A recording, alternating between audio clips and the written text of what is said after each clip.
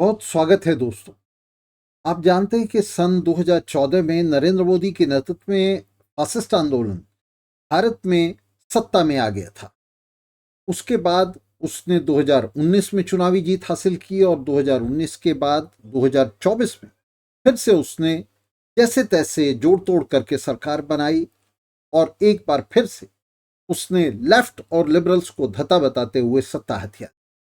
अब आने वाले चुनाव में आम चुनाव की वो एक बार फिर से तैयारी कर रहा है और लेफ्ट और लिबरल हलकों में ये माना जाने लगा है कि नरेंद्र मोदी को अब सत्ता से हटा पाना और उसके नेतृत्व में फांसीवादी आंदोलन को सत्ता से हटा पाना अब असंभव होगा।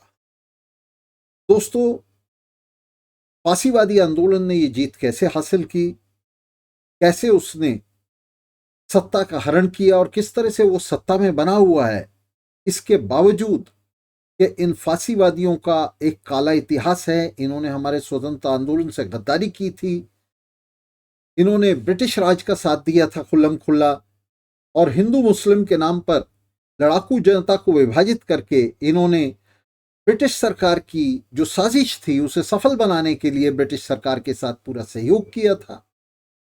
इस सब के बावजूद, इनके इस काले इतिहास के बावजूद किस तरह से फांसीवादियों ने सत्ता ली और सत्ता में बने हुए हैं, इसे समझना युवाओं के लिए, वर्किंग क्लास के लिए बहुत ही जरूरी है।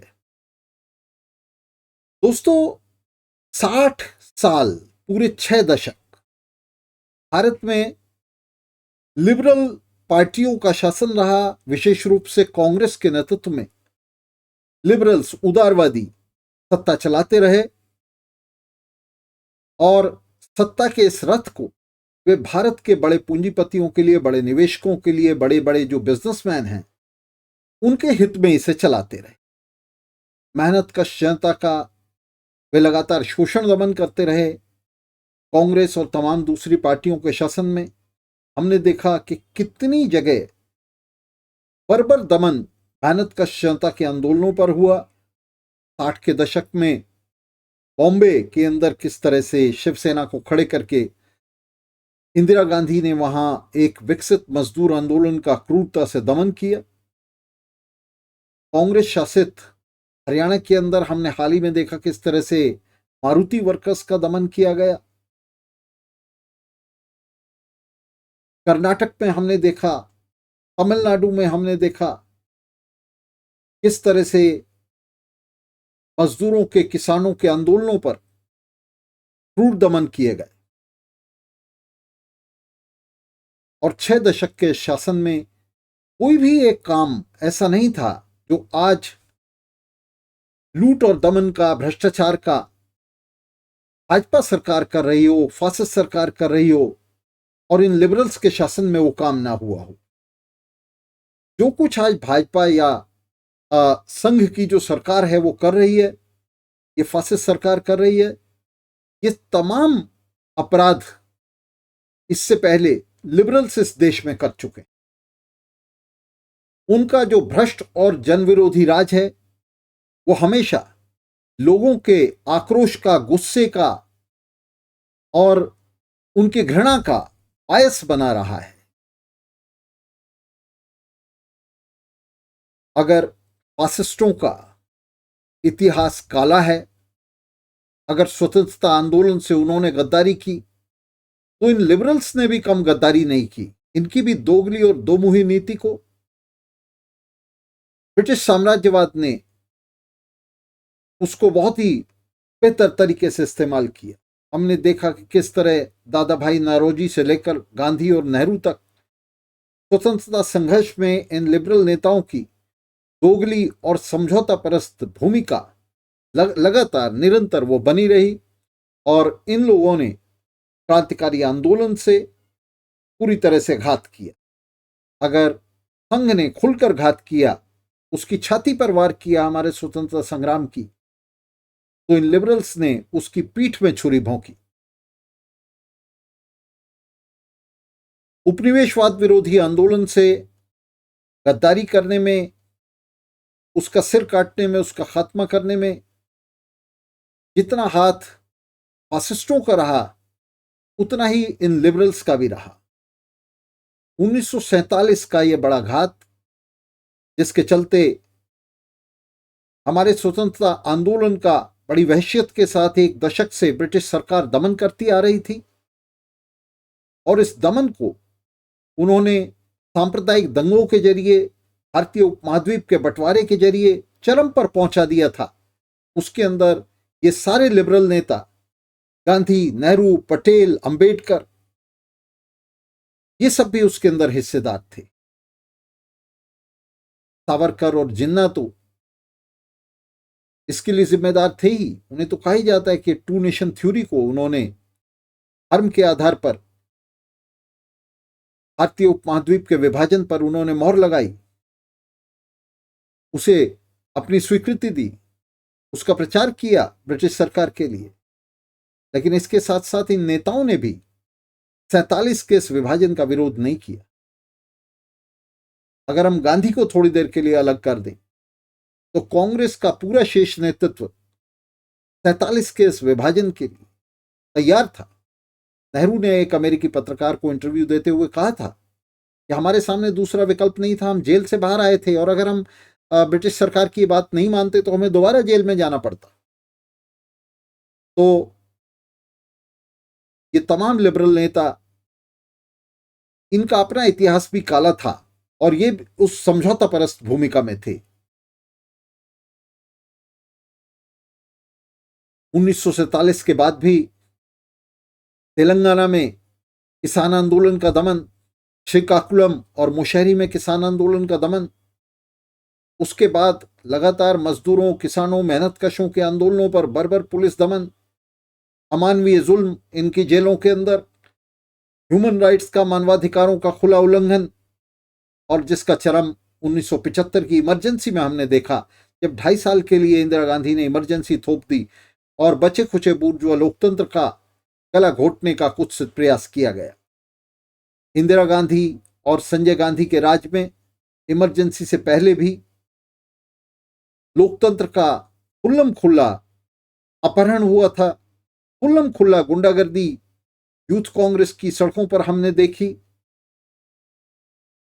लेकिन घोषित इमरजेंसी के बाद तो पूरी तरह से बचे खुचे लोकतंत्र का भी, उसका भी खात्मा कर देने की कोशिश की गई, उसका प्रयास किया गया। तो ये लिबरल्स थे, ये फांसीवादी नहीं थे, ये लिबरल्स थे। फांसीवादी इससे खुश थे। एक तरफ तो लोकतंत्र का, बूर्जुआ लोकतंत्र का दमन हो रहा था, और दूसरा उसकी जो जिम्मेदारी है दमन की, वो लिबरल्स पर थी। लिबरल्स जो हैं इस दमन के खलनायक थे। तो इससे फांसीवाद की मौज हो रही थी। एक तो इसका ठीक रहा दमन का, लोकतंत्र का दमन हो रहा था, उसका ठीक रहा लिबरल्स के सिर पर फूट रहा था। और उसमें फासिस्टों को, जो खुद बूर्जुआ लोकतंत्र के और हर तरह के लोकतंत्र के वे विरोधी हैं, उन्हें एक मौका मिल रहा था लिबरल्स पर हमला करने का, उनके खिलाफ एक झूठा विपक्ष खड़ा करने का, और जनता को भरमाने का, उसे भ्रमित करने का। तो एक के बाद एक ये तमाम अपराध लिबरल्स पहले ही करते आ रहे थे, 1947 से पहले भी और 1947 के बाद भी। एक सिलसिला ये गद्दारियों का, अपराधों का, भ्रष्टाचार का, लूट और शोषण का, और 47 के बाद दमन का भी। दमन की मशीनरी 47 के बाद इन्हीं के हाथ में थी, लिबरल्स के हाथ में थी, विशेष रूप से कांग्रेस और इसके नेताओं के हाथ में थी, और उन्होंने इस दमन की मशीनरी का खुलकर इस्तेमाल किया। खुद को समाजवादी कहने वाले नेहरू ने तेलंगाना, श्रीकाकुलम, मुशहरी सब में दमन किया, और ये नेहरू के समय में था। उनकी बेटी इंदिरा गांधी ने इमरजेंसी लगाकर बूर्जुआ लोकतंत्र को पूरी तरह से उसको हेड ऑफ करने की, उसको खत्म करने की कोशिश की। तो आज इसलिए फांसीवादियों से वर्किंग क्लास को, उनसे कोई विशेष गुस्सा नहीं था, कोई आक्रोश नहीं था। वो देख रहे थे कि लिबरल्स ने इतने समय में हमें क्या दिया, उन लोगों ने क्या दिया जो खुद को गैर फांसीवादी कहते। तो इनके प्रति, इन खद्दरधारियों के प्रति, कांग्रेसियों के प्रति, टोपीधारियों के प्रति जनता के अंदर एक बहुत ही गहरी नफरत वो बैठी हुई थी। और इनकी जितनी भी लिबरल वैल्यूज थी, जितने भी लिबरल मूल्य थे, उन्हें लोग लफाजी समझते थे। मेहनतकश जनता उनसे नफरत करती थी। इंदिरा गांधी का 20 सूत्री कार्यक्रम, नेहरू की समाजवादी लफाजी, इसका पूरी तरह से भंडाफोड़ हो चुका था मेहनतकश जनता के सामने, और मेहनतकश जनता को इन लफ्जों से बदबू आने लगी थी।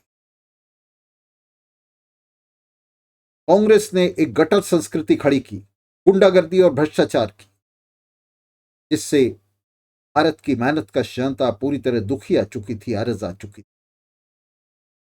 मेहनतकश जनता का लिबरल से पूरी तरह से मोह भंग हो चुका था, और इन तमाम लिबरल वैल्यूज के प्रति, इन उदारवादी मूल्यों के प्रति एक घृणा और कंटेम्प्ट की, नफरत और कंटेम्प्ट की भावना, एक अवमानना की भावना मेहनतकश जनता के अंदर पहले ही घर कर चुकी। जहां तक यहाँ कम्युनिस्ट पार्टियों का, ऑफिशियल कम्युनिस्ट पार्टियों का ताल्लुक है, सीपीआई, सीपीएम और उससे निकली हुई लिबरेशन और तमाम तरह की पार्टियां, बाद में मैं इसमें सबको शामिल कर रहा हूं। इन पार्टियों ने एक संसदीय कीच क्रीड़ा शुरू की। इन्होंने जिस तरह का गला सड़ा संसदवाद सामने रखा, उसने मेहनतकश जनता के अंदर और भी ज्यादा नफरत पैदा की, इन लेफ्ट्स के प्रति भी नफरत पैदा की, और इन कम्युनिस्ट पार्टियों को, इनके नेताओं को लोग कांग्रेस कम्युनिस्ट के तौर पर देखने लग गए। इन लोगों ने, इस ऑफिशियल लेफ्ट ने, जिसमें सीपीआई, सीपीएम जैसी पार्टियां शामिल थी, तमाम दूसरी पार्टियों को भी नाम लिए जा सकते हैं, SUCI, RFP, RSP, Forward Bloc, इन तमाम पार्टियों के नाम इसमें जोड़े जा सकते हैं।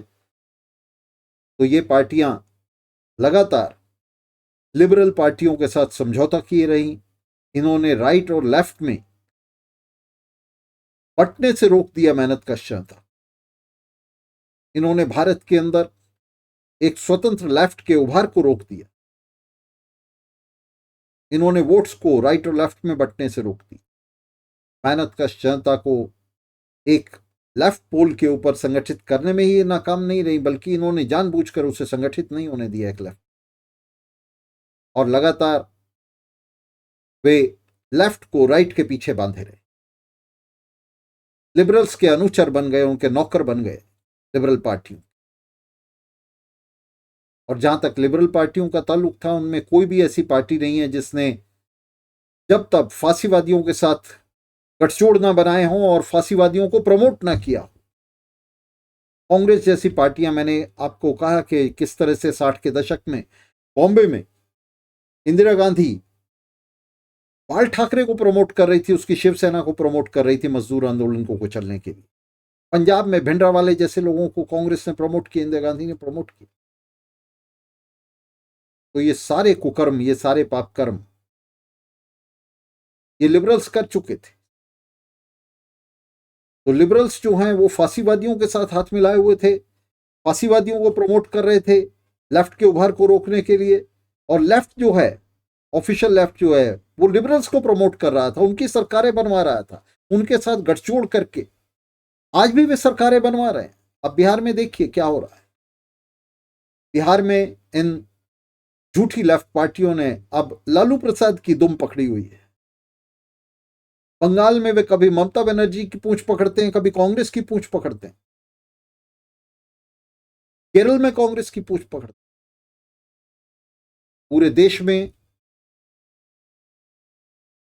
ये लेफ्ट पार्टियां लिबरल्स की दुम बनकर रह गई, और अपने अनुयायी युवाओं, मजदूरों और मेहनतकश जनता को ये लिबरल नेताओं और लिबरल पार्टियों के पीछे बांधते हैं, उन्हें सत्ता लेने में मदद करते हैं।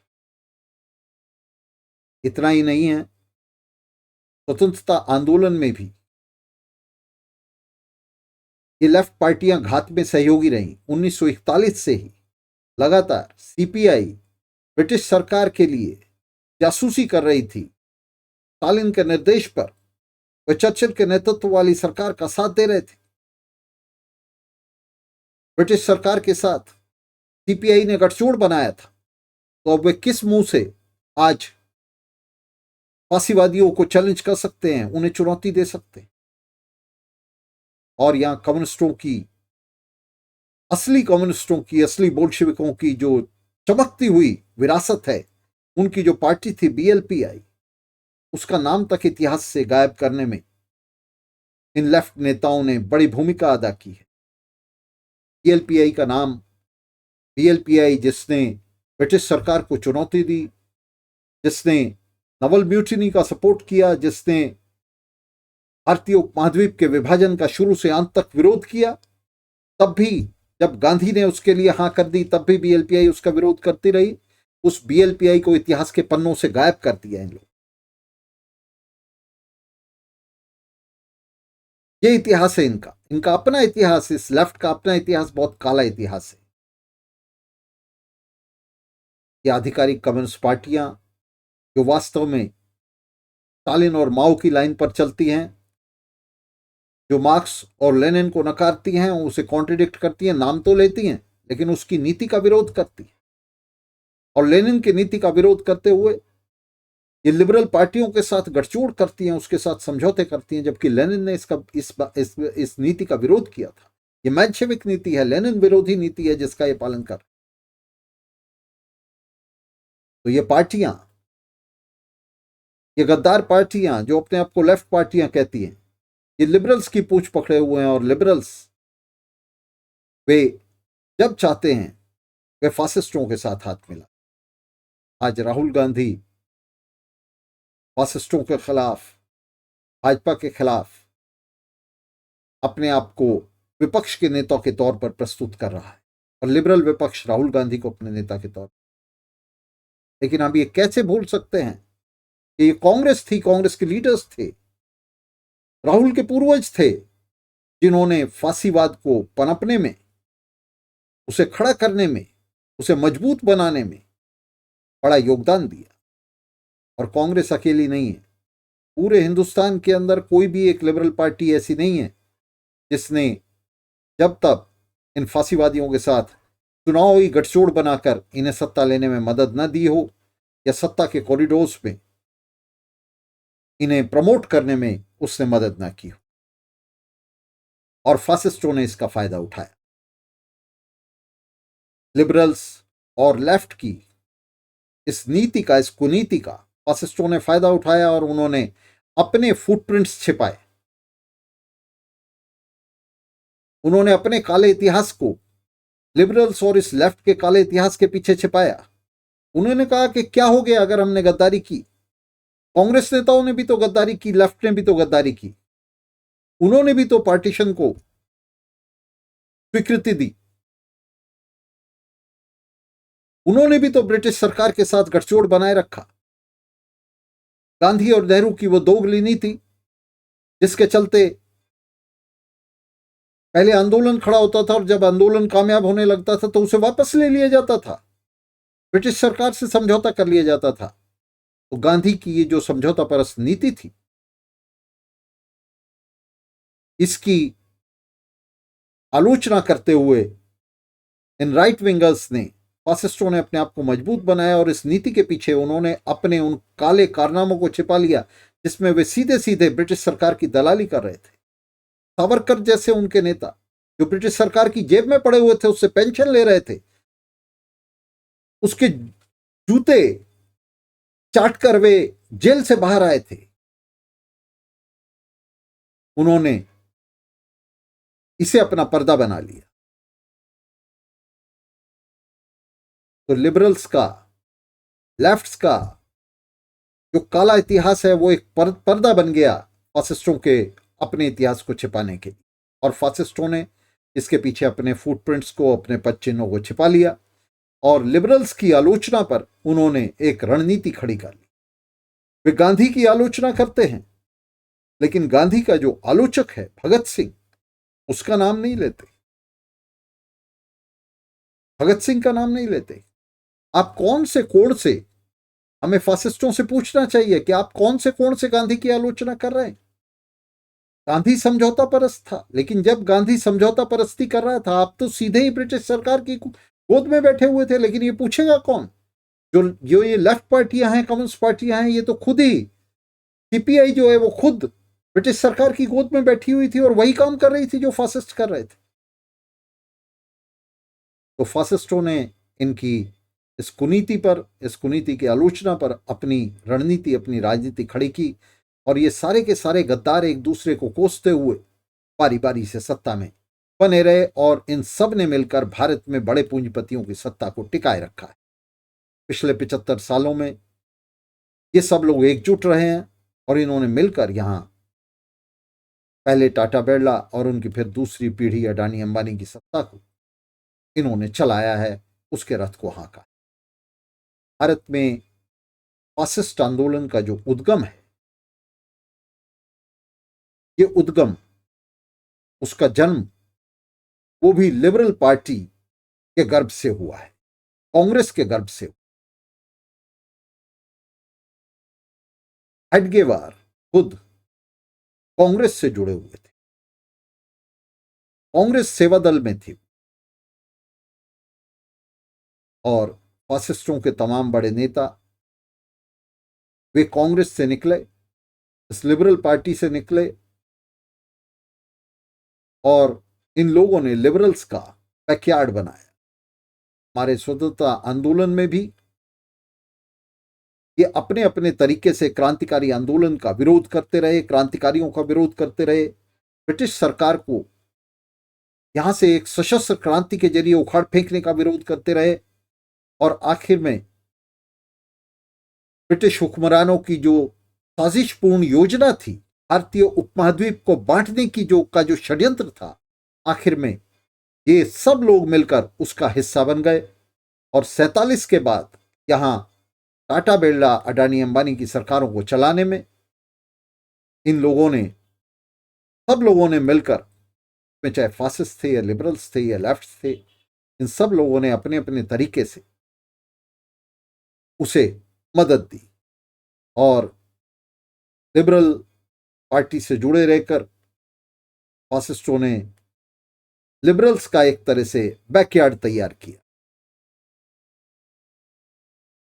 भारत में ये लिबरल पार्टी से निकला फासिस्ट आंदोलन, जबकि इसके ठीक विपरीत यूरोप में यह आंदोलन लेबर मूवमेंट से निकला था और इसीलिए भारत में फासिस्टों के अंदर हमें वो मिलिटेंसी नहीं दिखाई पड़ती जिस तरह की मिलिटेंसी हमें यूरोप और जर्मनी में दिखाई पड़ती, इटली और जर्मनी में दिखाई पड़ती है यूरोप के अंदर। मुसोलिनी खुद सोशल डेमोक्रेटिक पार्टी से, यानी उस वक्त की कम्युनिस्ट पार्टी से निकला था और हिटलर भी अपनी पार्टी को लेबर पार्टी कहा करता था। बहुत लंबे समय तक वहां वर्किंग क्लास को, मजदूर वर्ग को इन लोगों ने धोखा दिया और मजदूर वर्ग को अपने फासिस्ट मूवमेंट के साथ जोड़कर इन्होंने बड़ी मिलिटेंसी के साथ वहां यह आंदोलन सामने आए। भारत के अंदर हमें वो मिलिटेंसी नहीं दिखाई पड़ी और इसलिए यहां फासिस्ट आंदोलन को बारंबार यहां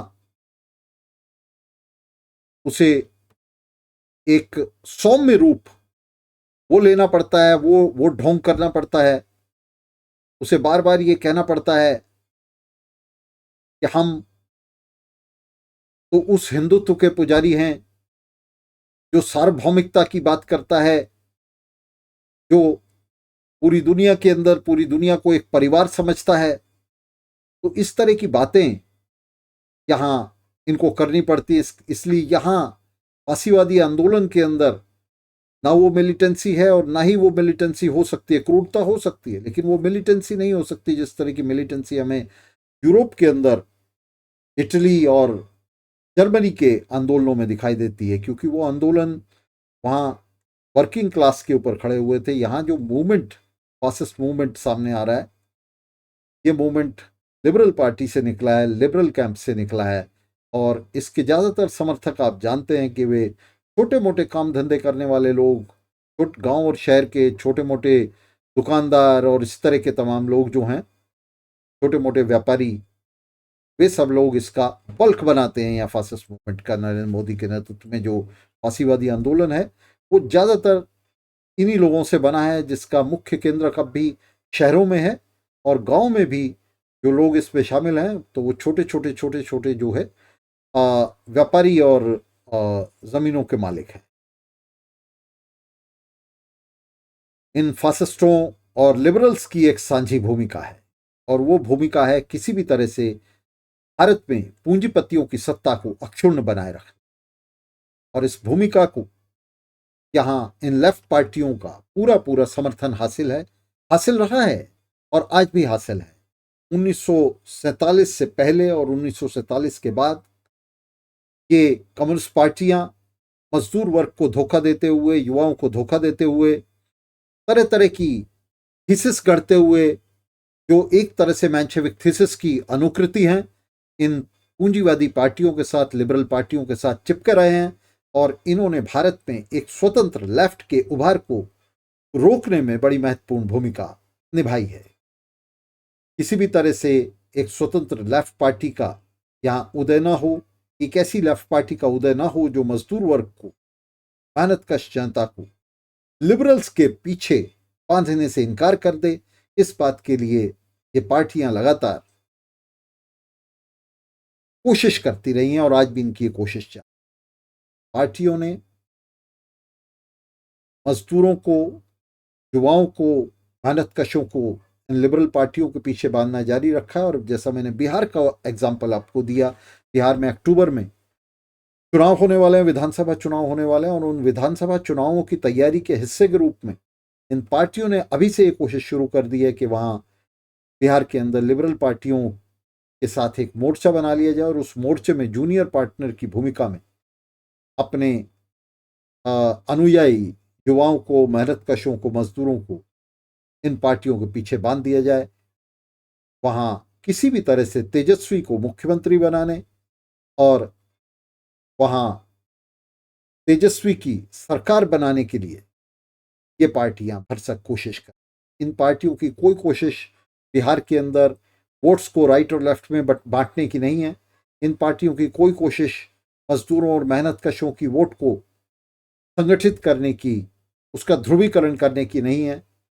ये पार्टियां नहीं चाहती कि किसी भी तरह से दक्षिण और वाम के बीच में किसी तरह का ध्रुवीकरण हो, राजनीतिक ध्रुवीकरण हो, क्योंकि ये ध्रुवीकरण, ये तो क्रांति का रास्ता है, इनकलाब का रास्ता है।